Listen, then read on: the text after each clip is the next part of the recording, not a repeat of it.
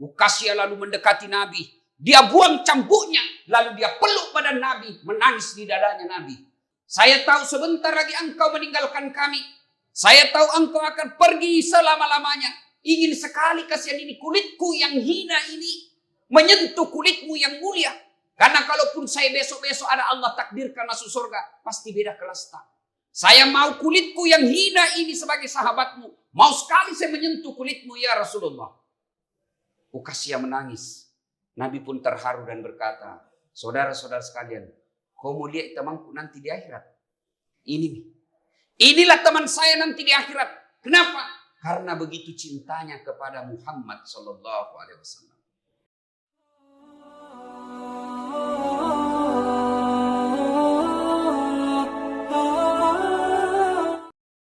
Beliau pun sholat subuh dan mengimami sholat subuh.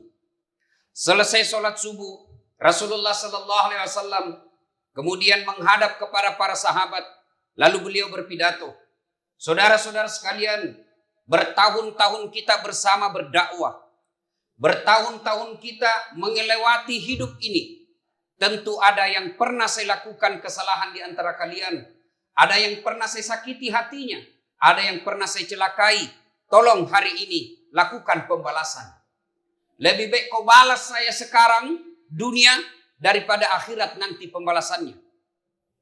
Kira-kira kalau kita bahasa di Makassar, sifat nasami memaki sekarang daripada di akhirat pirepoki. Lebih baik sekarang. Abu Bakar menangis dan menyadari sebentar lagi Rasulullah pasti meninggalkan kita. Seluruh sahabat tenang, meneteskan air mata, membayangkan sebentar lagi Rasulullah meninggalkan kita. Tiba-tiba dari belakang ada sahabat tinggi besar bernama Ukasya. Ukasya ini lalu berkata kepada Nabi, ya Muhammad, saya pernah Anda sakiti. Saya yakin Anda tidak tahu, tapi saya mau melakukan pembalasan hari ini. Pada saat itu perang Uhud, saya di belakang Rasulullah. Rasulullah di atas onta. Kau cambuk ontamu, beletimu kau cambukkan ke onta, tapi saya nak kena yang ada di belakangmu. Hari ini saya mau membalas. Baik, seluruh sahabat balik melihat Ukasya. Kalau bahasa kita kurang ajar aneh nih. Nabi lagi sakit, Nabi lagi tidak berdaya, malah mau melakukan pembalasan. Berdiri Abu Bakar Siddiq. Wahai Ukasya, kalau gatal tanganmu ingin cambuk badanku sampai kau puas. Nabi lalu menenangkan Abu Bakar. Abu Bakar, kau duduk. Dosa tidak bisa diwakili. Nafsi. Berdiri lagi Umar bin Khattab.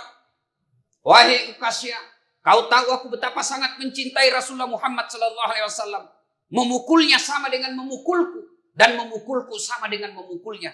Kalau kau gatal tanganmu, saya kau cambuk. Kata Nabi, Umar, tidak bisa diwakili dosa. Duduk kau. Melangkahlah maju Ukasya. Lalu begitu mendekati Nabi, Ali bin Abi Thalib tampil dan berkata, Ukasya, lihat saya kok. Nabi tak lagi sakit. Beliau lagi tidak berdaya. Masa kau mau membalas? Saya sepupunya Nabi. Darah dagingnya Nabi. Masih bersaudara dengan Nabi. Sepupu satu kali. Kalau kau mau membalas, balas saya. Kata Nabi, Ali, duduk kok. Tidak boleh kau wakili kak. Makin melangkah maju Ukasya. Berdiri cucu beliau Hasan Hussein. Wahai paman, kau tahu saya cucunya Nabi. Di dalam badanku ada darah dagingnya Muhammad. Kalau kau mau merasa mau memukul Muhammad, pukul saya. Sama saja kau sakiti Muhammad. Nabi meneteskan air mata dan berkata, cucuku, ini perkara pribadi-pribadi. Dosa tidak bisa dipikul orang lain. Silakan kau duduk. Duduklah. Hasan Hussein cucu Rasulullah. Makin mendekat Ukasya. Lalu Ukasya berkata, ya Rasulullah, waktu kau cambuk saya tidak baju. Waktu kau cambuk saya saat itu, saya tidak memakai baju. Tolong buka bajumu supaya adil. Semua sahabat makin jengkel. Kurang ajar aneh ini. Nabi lalu membuka bajunya. Ukasya lalu mendekati Nabi. Dia buang cambuknya. Lalu dia peluk badan Nabi. Menangis di dadanya Nabi. Saya tahu sebentar lagi engkau meninggalkan kami. Saya tahu engkau akan pergi selama-lamanya. ingin sekali kasihan ini kulitku yang hina ini menyentuh kulitmu yang mulia.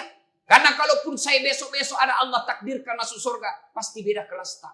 Saya mau kulitku yang hina ini sebagai sahabatmu. Mau sekali saya menyentuh kulitmu ya Rasulullah. Uqasyah menangis.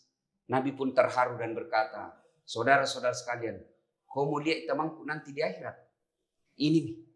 Inilah teman saya nanti di akhirat. Kenapa? Karena begitu cintanya kepada Muhammad sallallahu alaihi wasallam. Sidang Jumat yang saya muliakan. Kisah sederhana tentu menjadi pelajaran sangat berarti buat kita. Mencintai Rasulullah. Bagian dari password masuk ke dalam surga. Itulah sebabnya. Salah satu doa. Salah satu sebab kenapa doa kita tidak diijabah oleh Allah. 24 jam Bapak berdoa. Bahkan bangun sholat tengah malam di waktu mustajab berdoa. Bapak ke tanah suci, ke Baitullah. Tempat mustajab berdoa. Tapi ketika Bapak tidak mencintai Rasulullah, doa tidak akan sampai. Dan salah satu wujud orang yang tidak mencintai Rasulullah, yaitu mereka yang apabila disebut namanya Nabi, dia tidak bersalawat kepada Muhammad sallallahu alaihi wasallam. Jadi kami beda, kita saja di sini. Begitu kita dengar nama Nabi, tidak ada itu. Kita tidak bersalawat, padahal itu perintah agama. Komong kalinga isana Nabi tak masalawat koripam masina puang. Ketika engkau mendengar nama Muhammad, maka lanjutkan sallallahu alaihi wasallam. Bahkan Nabi dengan jelas mengatakan, sepelit-pelit umatku di antara kalian yang paling bakil, dia dengar namaku dan dia tidak bersalawat kepada Muhammad sallallahu alaihi wasallam. Sidang Jumat yang saya muliakan, pertanyaan mendasar. Kan lewat mini Nabi, tidak bisa dipeluk badannya. Kalau Abu Bakar Siddiq, ketika cintanya kepada Nabi di Gua Dzur, ketika Nabi dikejar oleh kafir-kafir Quraisy mau dibunuh ketika beliau hijrah, di Gua Dzur, Nabi lagi tidur-tidur. Ada kalajengking keluar, ingin menyengat badan Rasulullah. Abu Bakar Siddiq, dia masukkan jari-jari tangannya untuk melindungi Rasulullah. Tangannya dijepit kalajengking. Abu Bakar dia gigit lidahnya supaya tidak teriak. Jam itu kita lakukan. Jangan kita cari sarang kalajengking kita kasih masuk tangan kita. Tidak itu. Tidak bukan juga kita membuat cerita-cerita bohong. Tidak ada lagi di depan kita Rasulullah. Lalu bagaimana mencintai Rasulullah? Satu. Cinta kepada Rasulullah menurut ulama.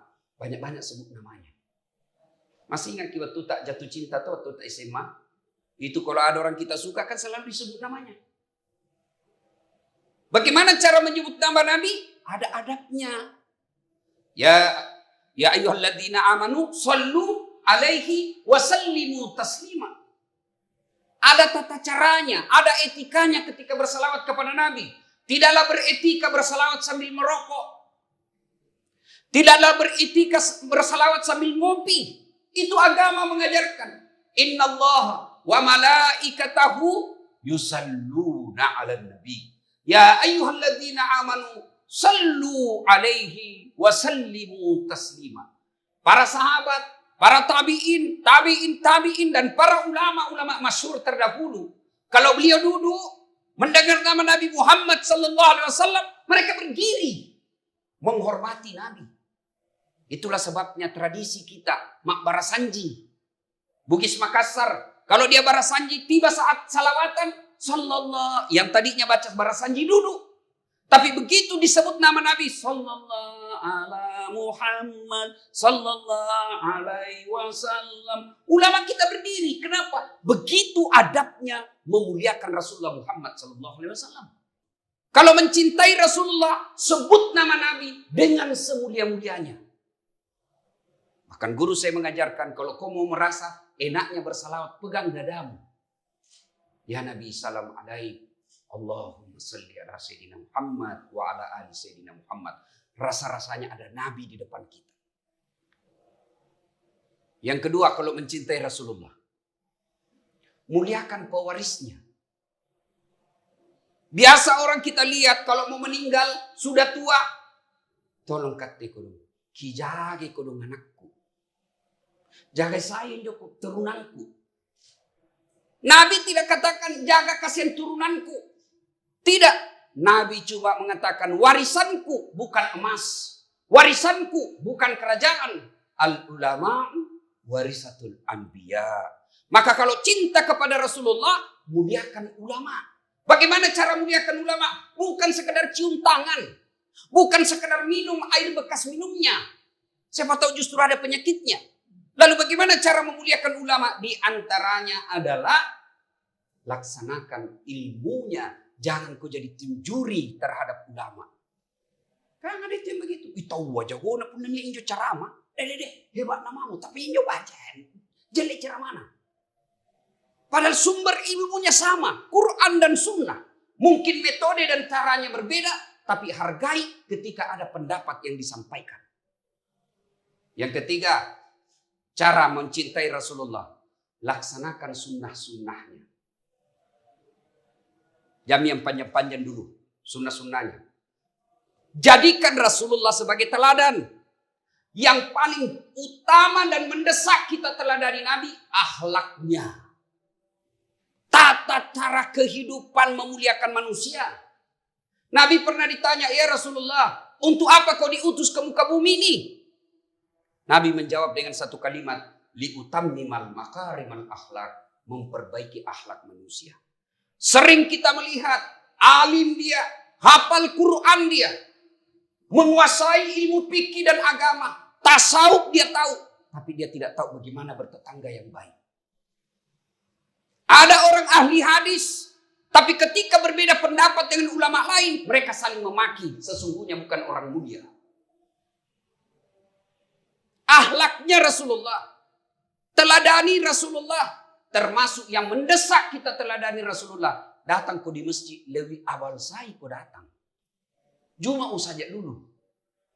Tapi lihat kalau Jumat, tiap Jumat, setiap Jumat. Tandai bedek muka itu terlambat. Tandai itu lihat dia itu terlambat tadi. Dia lagi tuh minggu depan dia lagi. Katanya mau mencintai Rasulullah. Katanya mau minum air di telaga Rasulullah bersama di telaga Al-Kautsar. Tapi kita tidak cinta Rasul. Mana buktinya tidak cinta Rasul? Nabi katakan datang kau lebih awal sholat Jumat. Tapi apa yang kita lakukan? Tiap Jumat terlambat. Wali kota, gubernur, menteri terlambat. Barangkali banyak urusan di kantornya. Tapi kata pengangguran. Di warkop jago menunggu. Bahkan kau bilang sebentar masih lama khotbah. Selesai khotbah baru kita masuk. Mau kau masuk surga sama Rasulullah. Sadar. Cintai Rasulullah. Lebih awal datang ke masjid. Cintai Rasulullah dengan apa? Perilakunya. Bagaimana Rasulullah kepada istrinya. Tidak pernah istrinya sakit hatinya. 11 istri Nabi Pak. 10 sit di benena Nabi tak. 11 tidak ada pernah mengatakan menyesalku bersuami Muhammad. Kita satu istri tak menderita lahir batin. Kalau kita cinta kepada Rasulullah, bagaimana Rasulullah mendidik anaknya? Bagaimana Rasulullah di kantor? Adab Rasulullah tidak pernah ketemu seseorang kecuali Rasulullah jabat tangan. Dan adabnya Rasulullah tidak pernah duluan Nabi lepas tangannya sebelum temannya, sahabatnya lepaskan tangannya. Coba kita mulai amalkan itu Pak. Setiap ketemu dengan sahabat, tapi sekarang ada yang corona, di jalan orang jabat tangan. Tapi Rasulullah begitu adabnya. Manusia mulia Pak. Manusia mulia. Sampai Nabi kata Allah berfirman, Muhammad, andai saja bukan karena engkau, saya tidak ciptakan dunia dan isinya. Tapi bagaimana Rasulullah memuliakan sahabatnya. Kalau ketemu, jabat tangan, tersenyum, dan tidak pernah dulu Nabi lepas tangannya. Kecuali sahabatnya sudah melepas tangannya. Yang sederhana aja dulu. Akhlak Rasulullah. Sesungguhnya manusia diutus, manusia mulia itu diutus memperbaiki akhlak manusia. Akhlak itu adab. Dan puncak dari semua ilmu itu adalah adab. Mudah-mudahan Allah Subhanahu wa Ta'ala menanamkan kecintaan kita kepada Rasulullah Muhammad SAW dan dalam wujud memperbaiki akhlak kita. Akhlak kepada orang lain, akhlak kepada keluarga. Semoga manfaat, lebih dan kurangnya mohon dimaafkan. Fastabiqul khairat. Barakallahu li wa lakum wa izzatil mu'minin. Innahu huwal ghafurur rahim.